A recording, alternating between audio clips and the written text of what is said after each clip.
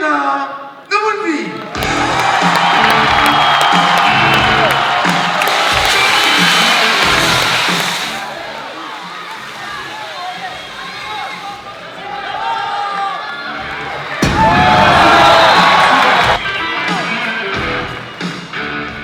Salut, c'est Cyril. Aujourd'hui, on va faire un cours de lutte au club des Diables Rouges, qui est un club qui a fourni beaucoup de champions, notamment les frères Guénaud et Milona Nomunvi, donc des champions olympiques, des champions du monde.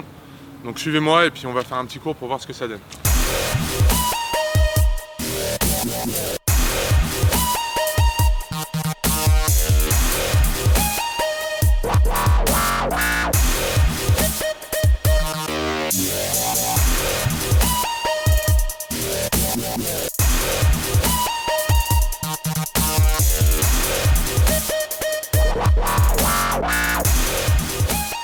J'ai commencé la lutte à 8 ans.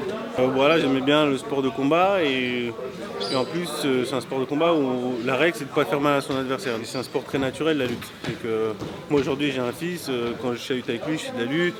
Et je me souviens quand on était en récréation, on était en gamin, comme on n'avait pas le droit de tirer sur les affaires, si on se faisait tirer les oreilles, c'est de la lutte qu'on faisait. Enfin c'est un truc hyper naturel et la lutte voilà, c'est déjà la préhistoire, ils luttaient. Donc on se trouvait à manger pour tout, donc voilà, c'est ce qui me plaît là-dedans. Parce que la lutte, c'est vrai que dans un combat, c'est souvent continué au corps à corps. Et nous, corps à corps, voilà, tout ce qui est déplacement, se situer dans un espace, tout ça, donc un lutteur arrive à sentir ça vachement bien, donc, avec l'expérience. Et c'est vrai qu'il y a beaucoup de combattants aujourd'hui qui viennent pour avoir cette base.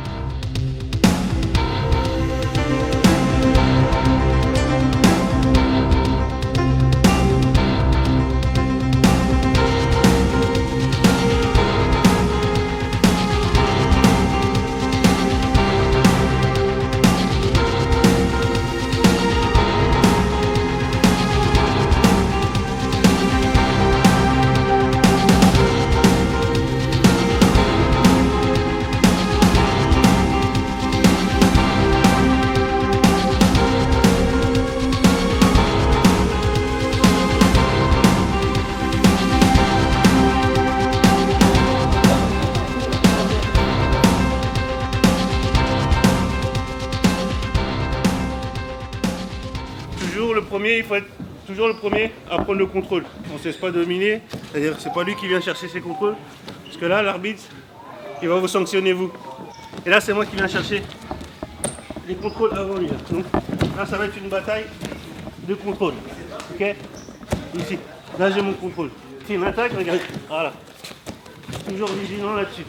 Donc important au coup de fermer. Premier sur le contact, il faut être actif avec les jambes. Je suis toujours sur mes appuis. Une jambe devant, une jambe derrière, comme à l'escrime. Donc Milona, là, tu vas nous enseigner déjà quelques petits moves, quelques petits déplacements en gréco-romaine. Oui. Tu peux nous rappeler un petit peu c'est quoi la gréco-romaine? La gréco-romaine, alors on a le droit d'attaquer qu'au-dessus de la ceinture. C'est-à-dire la lutte libre. On a le droit de faire jambe sur jambe, bras sur jambe. Comme au judo un petit peu sans Voilà, kimono quoi. exactement. Et que non, maintenant au judo on n'a plus le droit à bras sur jambe. Oui, non, c'est-à-dire on peut projeter quoi. Oui, voilà, exactement. Et la gréco, voilà, toutes les prises au-dessus de la Under ceinture. hook, over hook. Ouais. On a la garde beaucoup plus relevée que la libre, on est obligé de protéger ses jambes, donc on est beaucoup plus baissé pour protéger ses jambes. Puis en gréco, voilà, on travaille beaucoup plus dur. Ça, c'est la lutte libre. Donc, parce qu'eux, en fait, ils préparent les championnats de France de lutte gréco-romaine. En fait, quand on est jeune, on fait les deux styles. Après, quand on vieillit, on est obligé de se spécialiser parce que quand on arrive au niveau international, on ne peut pas jumeler les deux, sinon on n'y arrive pas. Donc, on se spécialise souvent vers junior, début senior, on se spécialise vraiment dans un style. Et donc là, on a la lutte libre. Et là, on a beaucoup de Tchétchènes, beaucoup d'étrangers, parce qu'en fait, dans l'Est, là où ils sont les plus forts, c'est dans l'Est. C'est le sport numéro 1, c'est même avant le foot. Donc, c'est vraiment en France où c'est pas trop connu. Mais voilà, par exemple aux États-Unis, c'est devenu le troisième sport universitaire. À Cuba, où c'est le troisième sport aussi, les Cubains sont très forts en lutte. Les Turcs, avec, ils ont leur lutte traditionnelle, la lutte à l'huile, mais leur priorité c'est quand même la lutte olympique. Et en plus, on est un des sports les plus pratiqués au monde, avec les luttes traditionnelles, puisqu'il y a la lutte sénégalaise, comme je disais, on est à peu près 80 millions dans le monde. Donc c'est quand même énorme pour un petit sport en France.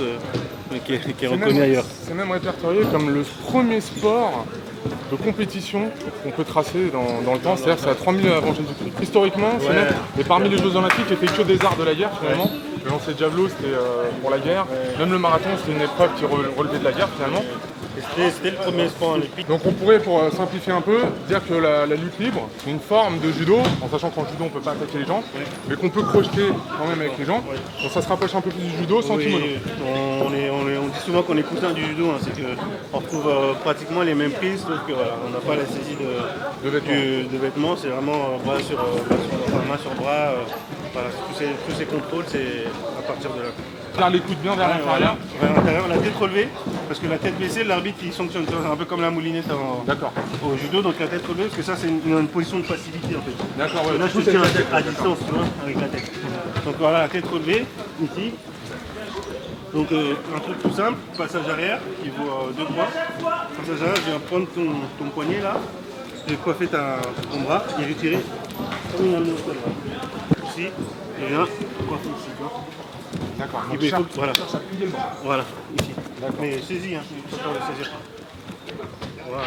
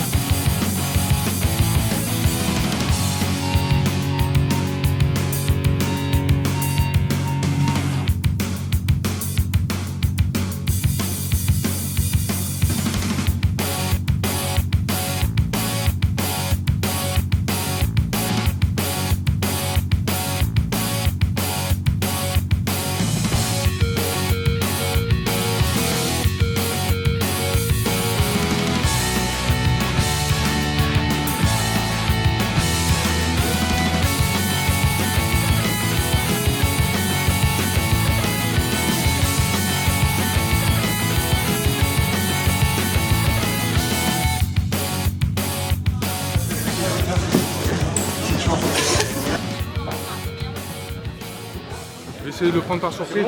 Ça va?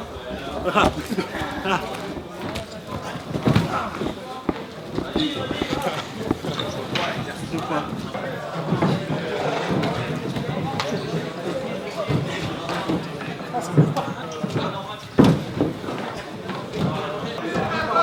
Le lutteur, c'est souvent considéré comme un spécialiste de l'entraînement justement avec le poids de corps. Tu pourrais nous montrer 2-3 petits exercices là, comme ça, où tu utilises le poids de ton adversaire? On enchaîne ça 10 fois. Si je vais trouver là. Ouh.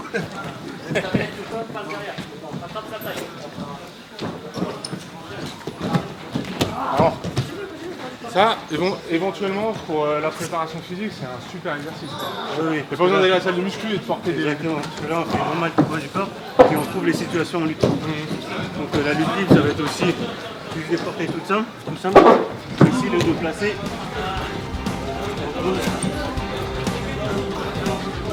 Le coup de mélodin, c'est super.